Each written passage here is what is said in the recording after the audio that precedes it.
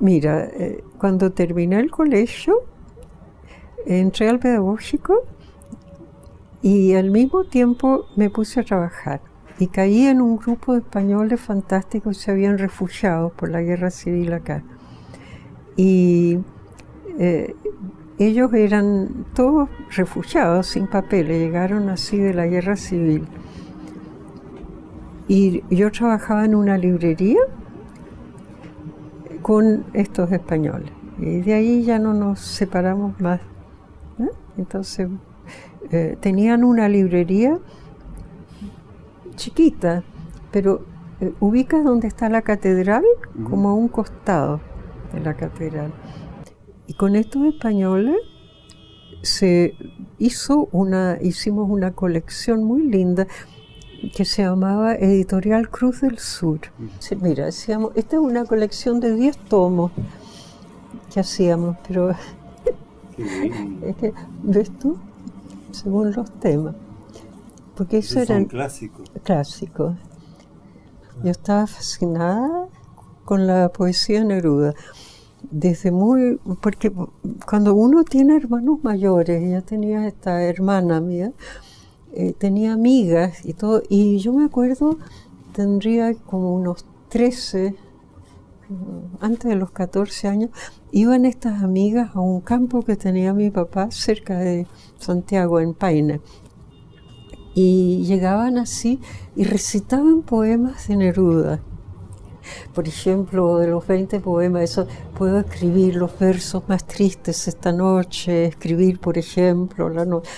Bueno, todas estas cosas, los poemas de amor, a mí me tenían fascinada. Entonces yo preguntaba quién era y de dónde.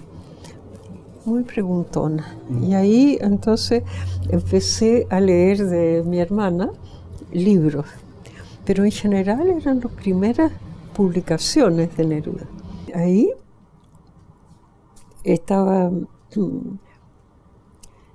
no sé, estuvo una amistad ya personal, nos hicimos muy amigos, y me decía, ¿qué te parece esto? Porque Neruda, cuando era amable y cariñoso, no te imaginas lo generoso que era.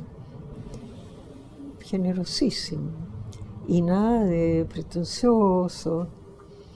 Me prestaba libros. La biblioteca de él ahí era magnífica. Así que y además me hablaba de poetas amigos de él. Entonces me decía, mira, un día con Rafael yo le decía, ¿pero Rafael qué? Entonces era Alberti. Entonces yo le decía que yo voy a ir a Buenos Aires, y Alberti estaba viviendo en Buenos Aires. Me mandaba una carta amorosa, decir, te presento a mi amiga Inés, que yo llegaba donde Alberti, claro, Alberti íntimo amigo después, y así, con todos los poetas y todo, también se peleaban, porque habían chismes y cosas, pero en general era un centro, la casa de Neruda, ahí en Los Guindos, era realmente un lugar de encuentro, era interesante. Venía un poeta, venía una actriz, venía, y por ejemplo, me enseñó muchas sorpresas a mí, Neruda, porque la gente cree, por ejemplo, que alguien que tiene ideas políticas de izquierda no puede ver sino a la izquierda, amistad con la izquierda y estar con izquierdistas. Y yo me descubrí, porque era muy ingenua, que era absolutamente falso eso, porque donde Neruda llegaba absolutamente todo el mundo. Entonces para mí fue súper interesante. Nosotros nos casamos en Nueva York nació Pablo en Nueva York cuando tenía como 1 año y tanto. Y ya caminaba, pero como de la mano. Nos tomamos un barco y nos fuimos a Francia. Y nos quedamos ahí varios años. Yo tenía esta hermana que era mágica, un cuñado, un sobrino vino más tarde, es menor que Pablo. Pablo fue el mayor. Y nos quedamos en Francia varios años. Viajando, porque a distancia tú has estado en Europa, pasas un fin de semana en Italia o vas a España o a Londres. Es cuestión nada más que de poder un poquitito, platita, como para pasar el fin de semana. Entonces nos movimos mucho, pero estábamos en París. Y ahí Nemesio trabajaba en grabado, donde William Hayter, que era en realidad un inglés, que instaló un taller de grabado en Londres, pero con la guerra y todas esas cosas se fue a Estados Unidos. Y ahí en Nueva York conoció a Nemesio. Él tenía un taller de grabado libre, en que hacía grabados de todo índole, dejando libre enseñaba la técnica, pero no intervenía en la inspiración era un taller. Y ahí fue Nemo, se entusiasmó con esta cosa de los grabados. Entonces se hizo un experto, pero eran unas máquinas para grabar que eran medievales. Tú dabas vuelta una rueda con un esfuerzo enorme y alguien con las manos limpias tenía que ir sacándola porque ellos están todos entintados. Las planchas de cobre o de otros materiales. Cobre era lo más general. Y ahí, en ese taller de Hector, estuvo varios años, Nemo. Cuando llegamos a Chile quiso instalar un taller. Había uno en la calle Arturo Prat, creo, esquina de, puede ser Avenida Mata, por ahí. Y era de la Universidad de Chile, pero estaba muy abandonado. Iba tarde, mal y nunca, y hacían un grabado como muy del siglo XIX, así. Entonces él ensayó varias cosas, incluso como en la Quinta Normal, un taller. Y finalmente instaló un taller de grabado con una prensa que habíamos traído, preciosa. Bueno, eso fue lo que después se llamó el Taller 99. Los City Dwellers eran, en traducción exacta, los habitantes de la ciudad.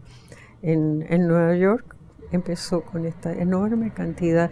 No se sabía si no existían mucho los mendigos en Nueva York, pero había una inmensa cantidad de gente como alcohólica que pasaba como en la calle. Dormían en la calle y con esos fríos, en verano un calor enorme, pero esos fríos de invierno de varios grados bajo cero, era impresionante. Era en la punta de Manhattan,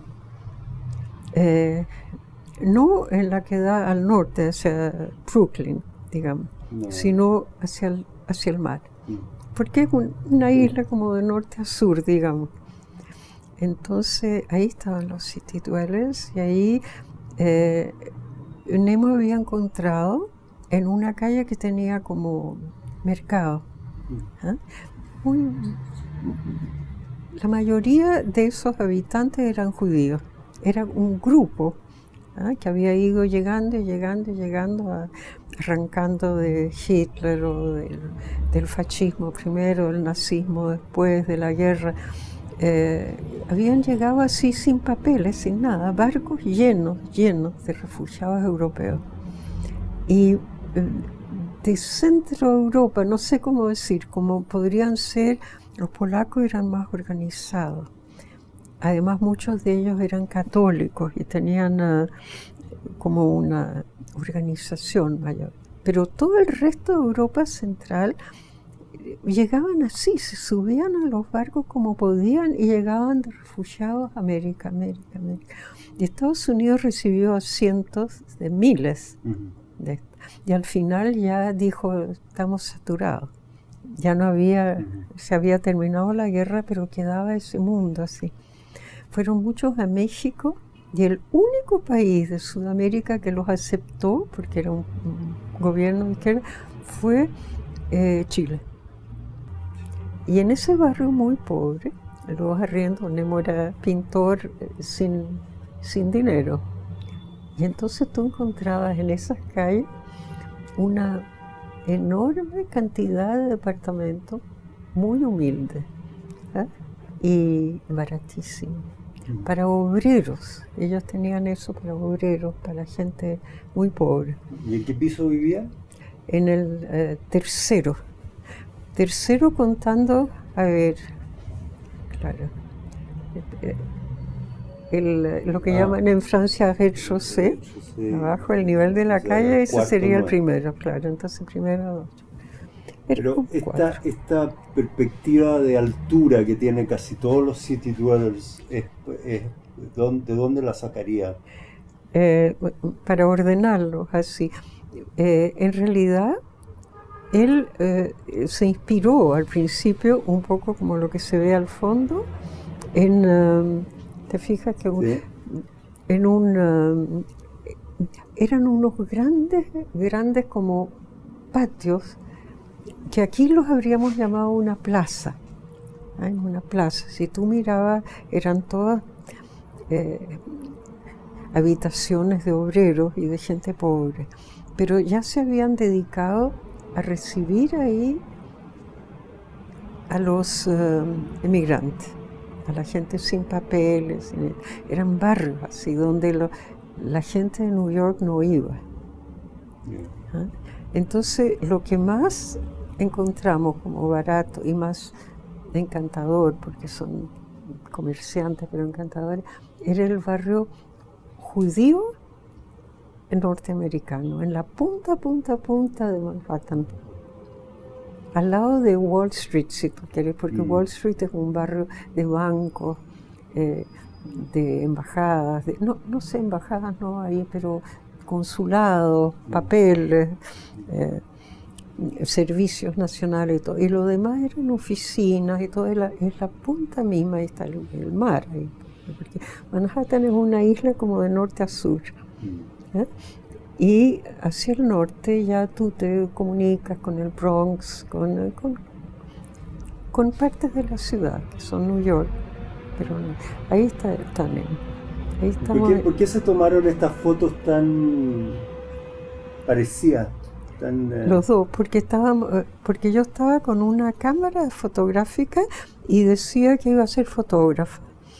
Entonces me gustaba mucho en blanco y negro y el modelo era Nemo.